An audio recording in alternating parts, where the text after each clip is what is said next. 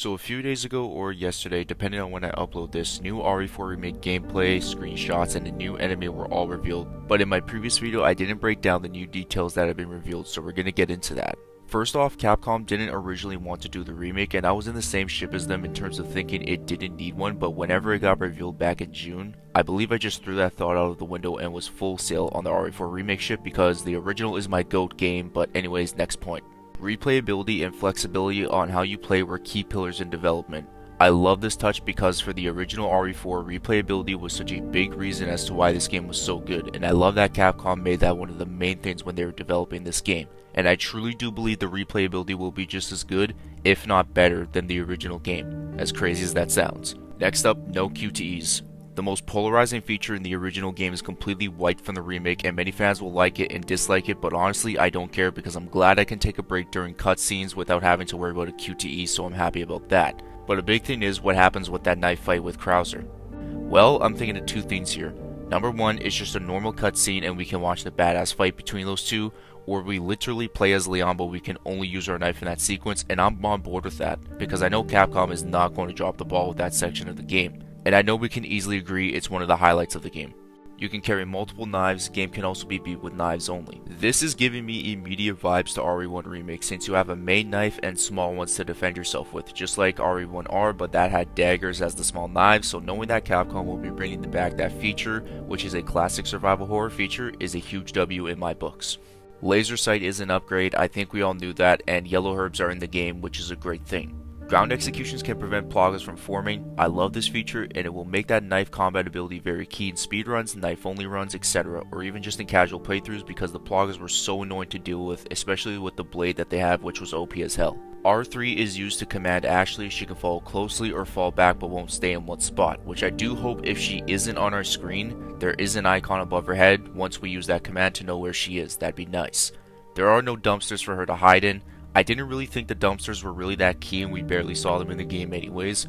Only way we use them is if we were literally worried if the Ganadas were going to capture her, especially if you're bad at the game. She doesn't have a health bar, which kind of reminds me of Revelations 2 a little bit, because we didn't need to worry about a health bar when it came to Moira or Natalia, depending on who you mained in Claire and Barry's stories. You're going to need to revive her if she is in a down state like RE5 I'm presuming, and she'll die if attacked again in that down state. I love that because I feel like we're going to be in a tense state when we first experience that. Next up, the new bolt thrower weapon is essentially a crossbow, but there is a rumor, maybe it's confirmed already, is that if you upgrade it all the way, it's basically the mine thrower, which is really cool to know that weapons are being expanded upon in the remake as well. A new enemy that wields a hammer and wears a bull mask. Just off rip, this reminds me of the Iron Head in Resident Evil Revelations 2, and some people are saying this is a taste for the RE5 Executioner if that game ever gets a remake, and as of right now, I don't think it does, but my mind may change over the years.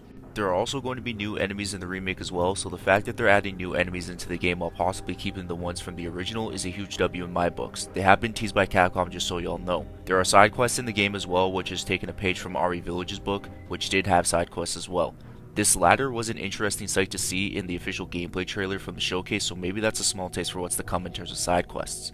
Attache cases can increase ammo drops from dead bodies, I'm presuming. RE Village had enemies only drop money and other equipment I believe, but never ammo, so knowing that the ammo drop feature is returning from the original game is a bonus.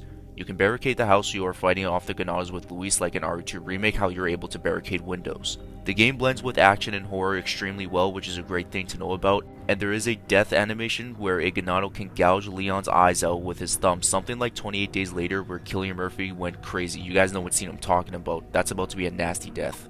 So I want to break down some small things from the quick little clips we had of gameplay. This weapon wheel I have instantly fell in love with because it makes everything easier to access weapons and expands upon the weapon wheels from RE2 and 3 Remake along with RE Village and 7.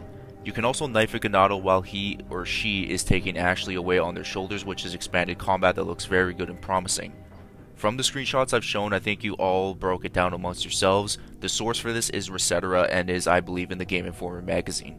Other things were mentioned like stealth being heavy when you are escaping with Ashley out of the village. The merchant's features are expanded and has more to offer the player. The puzzle that involves the green cat's eye and the stones that have the insignias on them.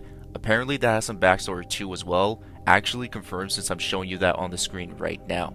There is going to be more information released this week, so we got our work cut out for us, so What do you guys think of the new features and returning ones? Let me know in the comment section, and thank you everyone for watching. If you enjoyed this video, a like would be very appreciated, while more importantly hitting the subscribe button if you are new to the channel. I hope everyone has themselves a good day, good night, and a good sleep, and I'll catch you guys in my next video. Peace out, and much love.